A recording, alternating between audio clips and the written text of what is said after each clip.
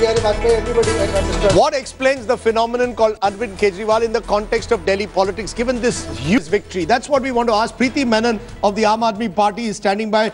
Preeti, tell us, will you concede, I know you're from Mumbai, will you concede that Arvind is a Delhi phenomenon?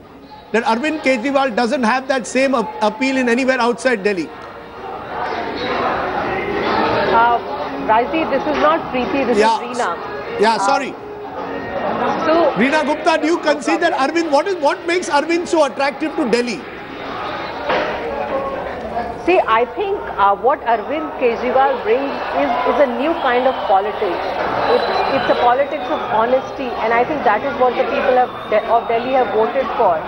And I think our victory today in Delhi is really going to raise the bar in politics.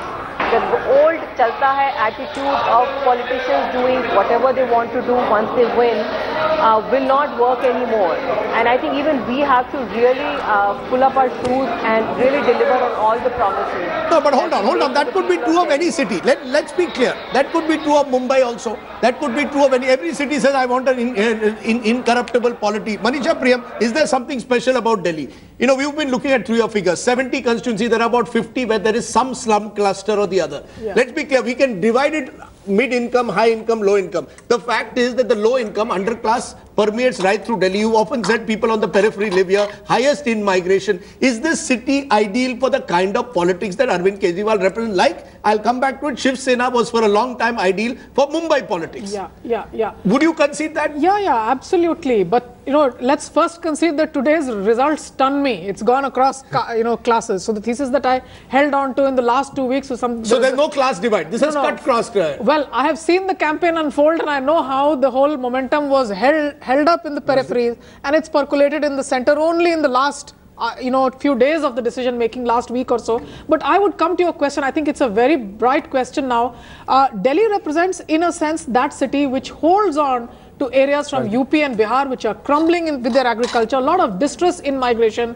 So in a sense, this is unique Delhi. I would agree to that. And Arvind has represented a city politics in a very unique way, capturing the aspiration of this very poor but aspiring middle class wanting to get on to the services of the city, and Arvind has held it, and you see but why? Today. Because someone has now sent me a mail. People are getting now, Arvind supporters are getting euphoric. Delhi is India's Gaul. Kejriwal is our Asterix. People are now getting over. Are they getting over exuberant? Believing this is over the top. I think this election, if Modi thinks it's just about Delhi, he's making a big mistake. If Kejriwal thinks it's anything more than Delhi, he's making a big mistake. I think that's very well put. But say that again so that I can tweet that. If Modi thinks this election is just about Delhi, he's making a big mistake. Okay. If Kejriwal thinks this election is anything more than Delhi, Kejriwal is making a big mistake. Would you agree with that? Yeah, I think so. I think it's always better not to to take the lesson. The winner has to be humble and the loser has to take the lesson. No, so if Kejriwal came to Mumbai, for example, to contest the Bombay Municipal Corporation 2 years from now, is it a scalable model or not? Lot can happen. There was a Kejriwal till yesterday and there is a Kejriwal today. He was a loser till yesterday. He's a big winner today. Kejriwal from now on will build his brand, and if they do a half decent job in Delhi, they can make inroads. Yes, Javed. Much will depend on how they perform in Delhi. If they get carried away, look, I'll compare this to the mandate that Rajiv Gandhi got in 1984. 413 seats, and we thought, my God, another 50 years, forget about everybody. And in a year and a half, Rajdeep, you and I were around as cub reporters covering politics. And what happened? Nitish Kumar in Bihar. Let me complete, and it all ran aground. Yes. Much will depend on how Kejriwal. And No, when you say much will depend, we were discussing this earlier. What if he tackles, for example, just the hafta taking of policemen? Or he's able to tackle one. Let's be honest, issues like power, water are not going to be easy. Because these are issues that involve public policy, that involve public finance. And we don't know whether the economics will work for Arvind Kejriwal. So does he tackle the low-hanging fruit first rather than try, remember in his first term I said, I will audit all the power companies. And then there was a fear that the power companies will back up and we'll have a summer. This Bijli and Pani is the one, the Bijli, Pani and corruption is the one that has really, people relate to. So you're saying these are the three issues? I was traveling, telling him and near Uttam Nagar, there was this ready wala selling monkey nuts. And I asked him, I said, why are you, he was running after Kejriwal in the Carpet Path, so he threw this handful of monkey. I said, why are you doing that? He says, you know, in the 2 months that he was in power, I saved 2,000 rupees. The only time in my life that I managed to save that kind of money, that was because my hafta nahi deta tha. Now that is something extremely important. Did that come out in the survey that the reason why people were voting out, voting for Kejriwal, was it a vote for Kejriwal? When you went to voters, were they saying, we want to vote for Kejriwal? Right, yes. Right. It was a positive vote. It was a positive vote, and I just want to draw from Dr. Bhalla's statement and say that, okay, both should remember their lessons, but at the same time, we also see that Delhi and this verdict is a different kind of politics that's been accepted. It's a more humble politics. Here was a man who went in public, said sorry, folded his hands, was more accessible, and had a positive campaign. On the other hand, you had a campaign which was targeting an individual, his family. It is very similar. Let me ask Rahul that. Just a minute. Let me ask Rahul that. Rahul, if you remember, there was the meeting that Mr. Modi held at the Ram Leela Maidan where Mr. Modi spoke of Arvind Kejriwal as urban Naxal. Obviously, that didn't for some reason resonate. Did the BJP recognize at some stage, you think, that was a mistake? Did you get a sense that they were recognizing that they were making a mistake by running a negative campaign? If you remember, there was also that thing about Agarwal Gotra.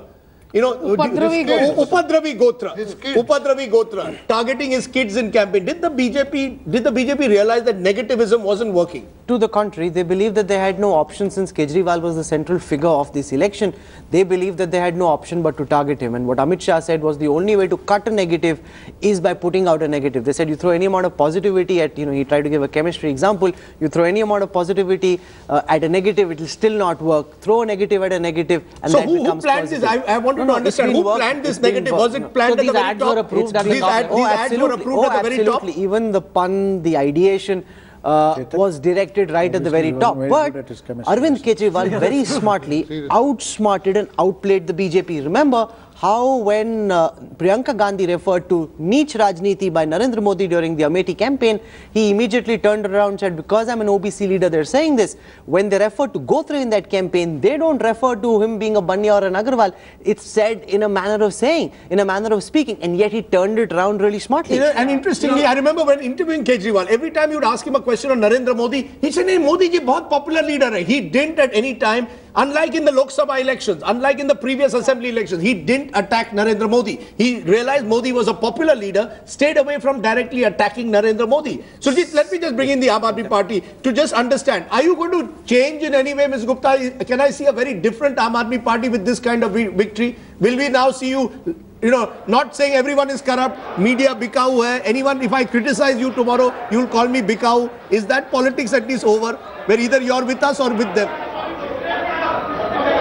Absolutely, Rajdeep. I think, we are the first political party which managed to say no to a fatwa from the Imam.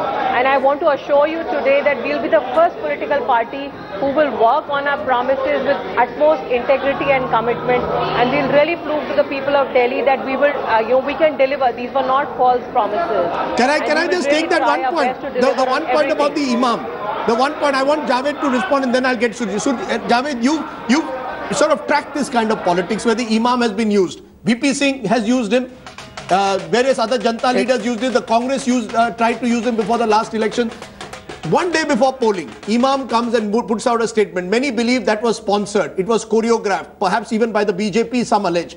But within moments of that, Kejriwal and other members of AAP said, we don't want your support. Yes, today, it appears from these results, 8 out of 10, I'm going by 8 out of 10 Muslims, possibly 70% of the Muslim vote has gone to Aam Aadmi Party. What does it say? Well, it exposes the Imam, and hats off to Arvind Kejriwal's party. They were the only people who called the Imam's bluff. So we have data points on that. The CSDS poll says that 65% of the Muslims of Delhi voted for the Aam Aadmi Party. This is exit poll. This is post-poll survey done by CSDS. Oh, this is the CSDS post-poll survey, which says 29% voted for the Congress, only 2% voted for the BJP. A whopping 65% said they voted for the Aam Aadmi Party. This is amongst the Muslims. Let's come to the Dalits, and even if you look at the other, if you look at Dalits, 66% of the Jatavs and the Chamars said that they voted for the Aam Aadmi Party. Amongst the other Dalits, 55%. 66% of the Jatav. That's where the Jhadu comes from. 66% of the Jatav. That's very interesting because the Congress got only 3%. Rajdeep, this has traditionally been a Congress vote bank. No, I'm looking only at your 3%. numbers. 66% as you said for Dalits. Other Dalits is 55%. Muslims is 65%. Even on Sikhs, interestingly. Remember, Arvind Kejriwal was the first to call for an SIT into the 1984 anti-Sikh riot. Then the BJP followed up with that when they came to power. But you're right. This group, lower OBCs, other OBCs, 53%. But it's very revealing. See, the BJP leads over the AAP amongst the Brahmins, amongst the Punjabi Khatris, but and amongst the Rajputs, and also the moment you come down the caste pyramid, the Aam Aadmi Party starts surging, and even where the BJP leads, the BJP is leading by a far narrower gap than the gap of the Aam Aadmi Party. What does that say? Can I say something? No, trying very hard. Yes, Sudhi. I think, sorry to disagree, this entire caste-based analysis can go for a toss. Why? And I'll give me the reason to explain. Yes, go ahead. Substitute your own data for high income, middle income, and low income, it'll get the same answer. Hold on, same hold answer. on. One I second. can be a lower OBC and I can still have a high income. Causality. He's saying you cannot establish causality. You cannot correlation. And one of the big lessons of the 2014 May election, which we've also conveniently forgotten, is that caste has ceased to be a factor. It ceased to be not zero, but much, much less than we ever thought. Which is what Kejriwal also said. So therefore, I think, caste business, I mean, who talks caste? So nobody talks caste anymore. It is class and it is performance. But let me finish. Let me finish. Last bit on the class. Yes. As we have all discussed, etc., one of the most striking features, 10 out of 10 high-income people. 10 out of... Listen, just let me finish. Yes. 10 out of 10 voted for AAP. Okay, now, I'm going to give you my answer to that. Yeah. So now, what explains that? I'll explain it to you. And I'll tell you. You can be in a high income area.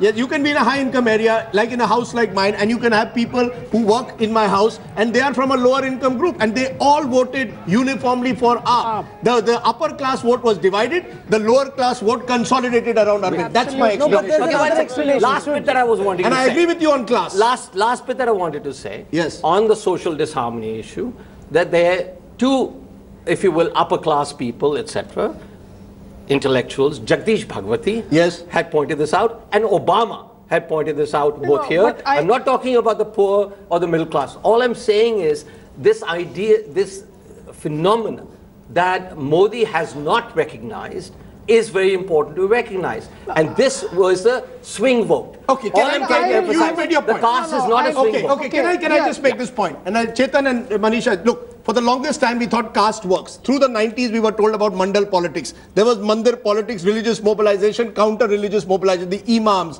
the various sadhvis all playing. Now it appears, and Arvind Kejriwal makes this point, this election was not about caste and religion, even though he was very conscious when he was choosing his candidates to look for the last right caste mix. Let's be clear, he played politics this time. Many of his candidates were winnable. My limited point is there the class factor that needs to be looked at. Whether you like, my lady in my house only asked for a voting card before the December 2013 election. I said, why? Nahi sir, mujhe is baar Jhadu ko vote dena hai.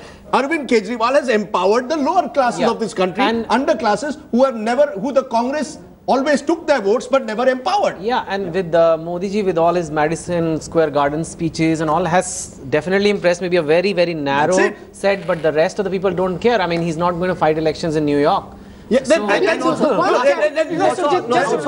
caveat to Surjit's whole point is police matters, MCD matters. These are large statistical correlational regressions. I find it surprising that I find the Valmiki living only in L1 first gully in Sangamvihar. I don't find them anywhere in Panchil. I don't find them in BK. I don't find them in New Friends Colony. I don't find them in Panchil. All of these are colonies where I have stayed. So in a sense, caste and class are very much coterminous. Well said. They correlate with each other. They correlate with each other. Absolutely. So therefore the figures that are being given by Rahul, in a sense, do explain what is happening. No, who can tell me that you found a Valmiki owning your neighborhood apartment in Panchil? Can I for a moment bring in Vani Tripathi of the BJP? And I think you're confirming that, Dhananjay, that there is a caste-class correlation, right? Absolutely. Right. Okay. So Vani Tripathi, the question to you would be, Narendra Modi, the one class that he seems to be not attracting, at least as per the figures Rahul is giving in the post poll, is the urban poor.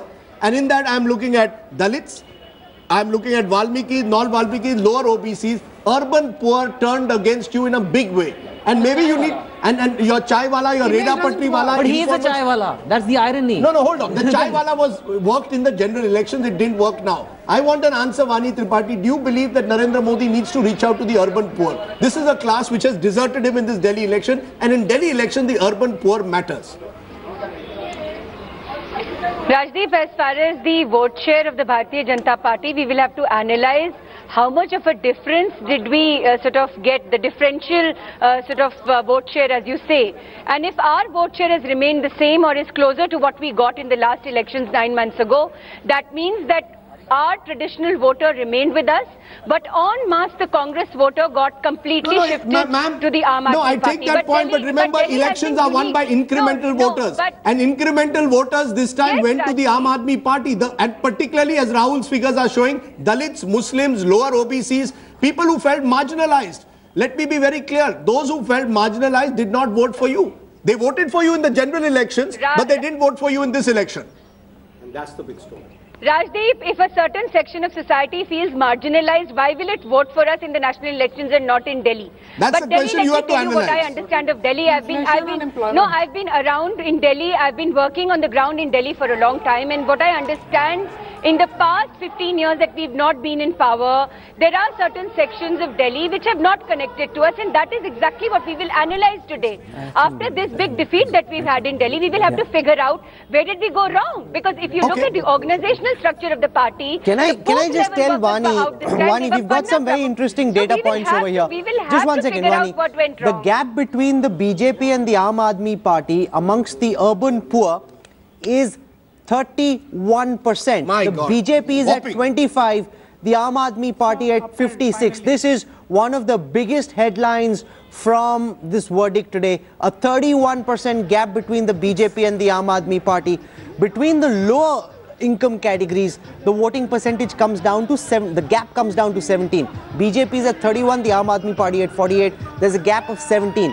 Amongst the middle income category, the gap is only 1%. The BJP leads. So the BJP leads by 1%, AAP at 40.